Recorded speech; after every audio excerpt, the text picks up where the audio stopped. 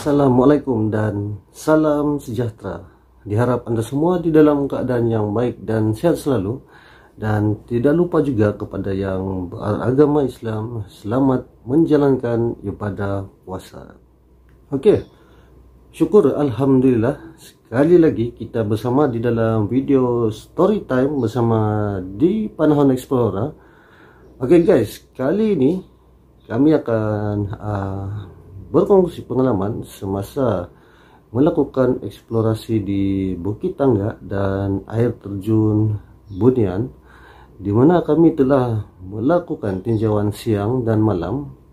Dan ingin saya katakan di sini, eksplorasi pada kali ini memang agak menarik untuk dikongsikan bersama.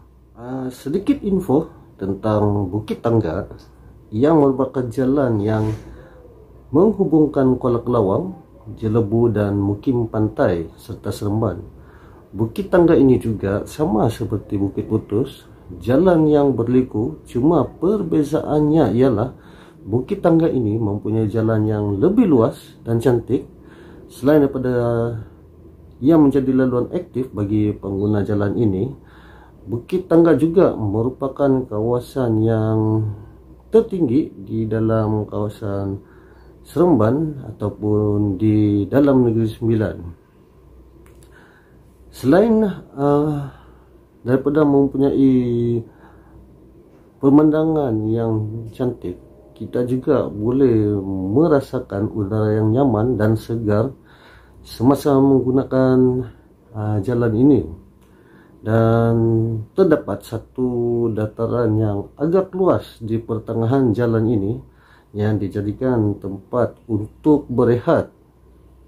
Dan tempat ini juga baru dibina dan baru diresmikan oleh Setiausaha Kerajaan Negeri pada 28 Mac 2021. Lokasi kedua yang menjadi pilihan kami masih di tempat ini, cuma lokasi ini berada di bahagian tepi jalan dan boleh dilihat berada di kanan jalan sekiranya kita memandu dari arah Seremban.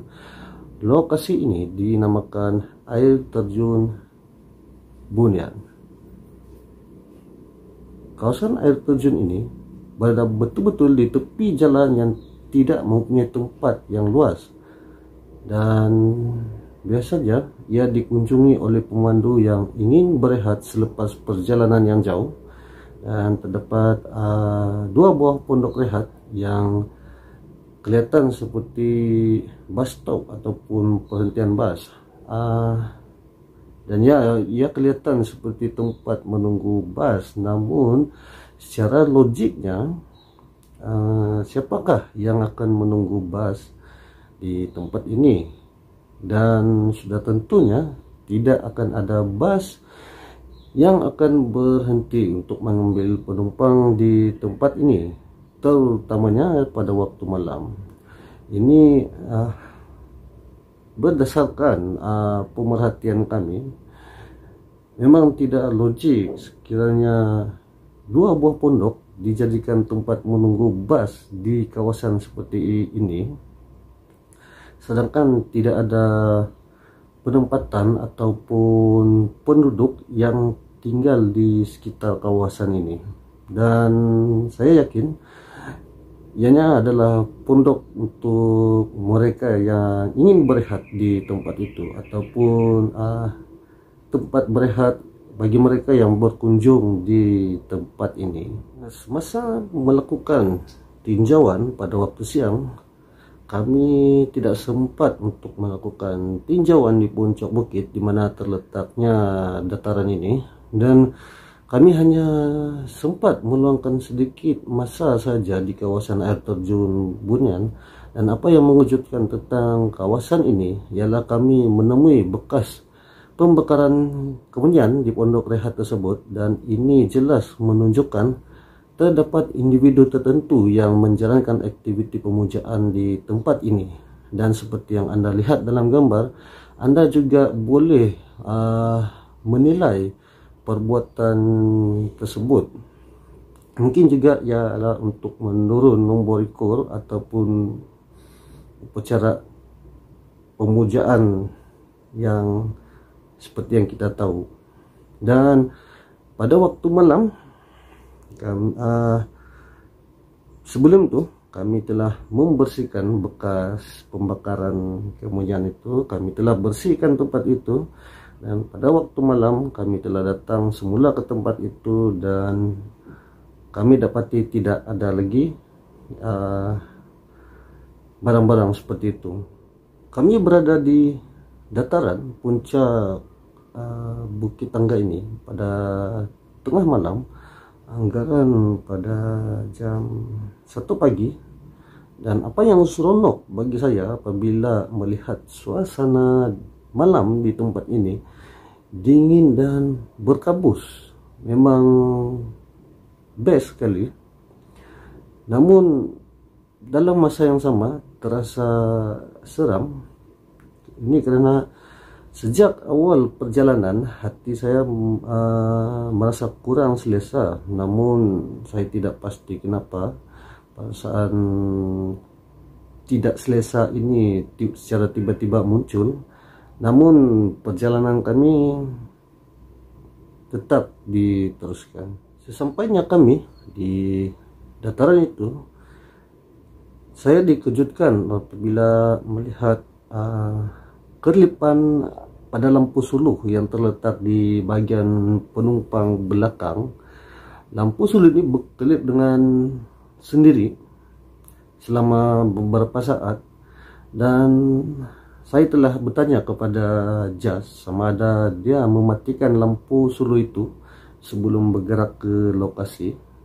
Dan dia telah mengambil lampu suluh tersebut dan menunjukkan kepada saya button lampu suluh itu dalam kedudukan off. Dan ini amat mengherankan. Dan akhirnya saya anggap kemungkinan lampu suluh milik Jas itu telah rosak ataupun mengalami short pada bagian button. Selepas itu kami memulakan rekaman di sekitar kawasan dataran, dan sesuatu yang agak menyeramkan telah berlaku. Semasa saya sedang melakukan rekaman, saya terganggu dengan bunyi yang agak kuat berada di bagian atas pokok. Seperti yang kita saksikan dalam video, kawasan hutan di belakang signboard yang tertera perkataan Jelebu itu, saya terdengar bunyi seakan kibaran kain ataupun seakan-akan bendera yang ditiup angin. Namun pada ketika itu tidak ada tiupan angin yang kuat di kawasan itu, dan saya juga telah melihat ada ranting-ranting yang kecil berjatuhan ke atas tanah disebabkan ada pergerakan di atas pokok tersebut. Namun malangnya bunyi tersebut tidak terekam di dalam kamera. Dan beberapa menit sebelum kami bergerak ke lokasi kedua, sekali lagi saya terdengar bunyi kibaran itu, bunyi yang sama, tetapi kali ini ianya seakan bergerak dari tempat tinggi ke tempat yang rendah, seakan-akan daripada atas pokok ke semak di bagian bawah. Dan sama seperti yang sebelumnya, ianya juga tidak terekam di dalam kamera. Benda tersebut seakan-akan tahu ada kamera yang sedang bersedia untuk merekam pergerakannya. Seperti yang kita lihat pada video yang lepas, saya beberapa kali telah mengatakan ingin melakukan perkongsian cerita berkenaan tempat ini, namun tidak kesampaian. Sebenarnya pada ketika itu saya merasa agak gelisah dan tidak selesa untuk bercerita, terutamanya menceritakan tempat, menceritakan kisah-kisah tentang tempat itu. Dan lebih-lebih lagi apabila mengalami dua kejadian aneh yang berlaku niat untuk menceritakan itu saya batalkan disebabkan ada satu perasaan yang timbul seakan petanda akan terjadi sesuatu sekiranya saya terus berkongsi cerita berkaitan tempat itu, dan perasaan itu semakin kuat apabila kami bergerak ke lokasi kedua. Dan saya juga semasa di dalam kereta itu beberapa kali hampir terlepas cakap ataupun terlanjur untuk bercerita tentang perkara yang berlaku di tempat ini. Semasa tengah drive dan hampir-hampir terlepas cerita itu, namun berjaya dikawal agar tidak terlepas cerita-cerita yang pelik berkenaan tempat ini. Lokasi kedua ialah air terjun Bunian. Sebenarnya kawasan ini, bagi pendapat pribadi saya, kawasan ini adalah okey dan tenang, kecuali penemuan peralatan untuk pemujaan itu yang agak mengganggu sedikit mood ketika itu. Dan seperti biasa, kami mengambil sedikit masa untuk melakukan rekaman dan sedikit masa untuk sesi stay down. Semasa melakukan stay down, Jas terdengar namanya dipanggil berdekatan dengan kawasan air terjun, dan selepas itu Jas juga datang kepada saya dan bertanyakan kepada saya sama ada saya juga mendengar panggilan itu. Namun malangnya saya tidak mendengar apa-apa bunyi melainkan bunyi air terjun, dan kami abaikan perkara itu dan terus menyiapkan rekaman dan sesi stay down. Dan di sini saya mengambil sedikit masa untuk menceritakan beberapa kisah ringkas tentang kawasan ini, di mana cerita yang tidak sempat saya sampaikan pada video yang lepas.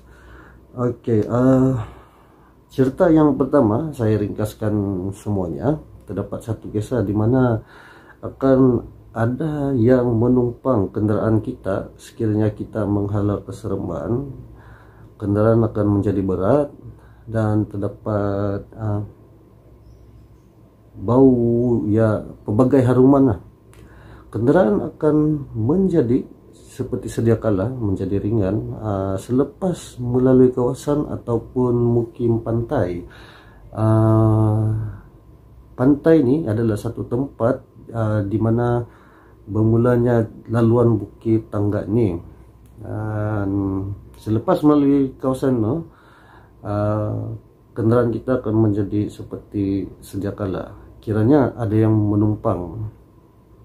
Okey, kisah yang kedua terdapat cerita mengenai individu yang ternampak sekumpulan orang yang berjalan dalam kumpulan beramai-ramai di tepi jalan Bukit Tangga pada waktu tengah malam, dan tidak kurang juga ada yang terhidu bau masakan, seakan-akan ada kenduri yang dilakukan berhampiran dengan kawasan itu. Dan tidak kurang juga cerita yang seram yang mengakibatkan kemalangan, seperti yang kita baca pada Dada Akhbar ataupun laman web. Terdapat banyak kemalangan maut di kawasan ini, dan ada juga mangsa kemalangan yang terselamat mengatakan pandangan mereka seakan ditutup dan jalan sebenar yang dialih melalui pandangan mata kita dan menyebabkan kekeliruan semasa memandu. Dan ini adalah cerita tersebut yang tidak sempat saya ceritakan pada waktu itu atas sebab yang saya katakan tadi. Bagi saya mereka itu wujud di tempat-tempat seperti itu, dan seelok-eloknya kita tidak berkata apa-apa mengenai mereka, terutamanya kita berada di tempat mereka. Okey, Jadi kita sebagai pengunjung ataupun pelawat yang datang ke tempat mereka kena faham perkara-perkara seperti ini. Diibaratkan kita tidak berkata-kata ataupun tidak bercakap sesuatu mengenai mereka di tempat mereka. Oke, itulah sebagian pengalaman yang ingin kami kongsikan secara ringkas. Diharap Anda semua terhibur dengan video ini dan sudi memberikan komen sekiranya ada info yang saya terlupa ataupun ada kisah Anda sendiri yang ingin Anda kongsikan pada semua. Ya, itu saja video pada kali ini. Saya berharap Anda semua enjoy dan jangan lupa like, share dan subscribe channel ini sehingga bertemu lagi pada video yang akan datang. Jaga diri dan selamat berpuasa. Assalamualaikum. Enjoy guys. Bye bye.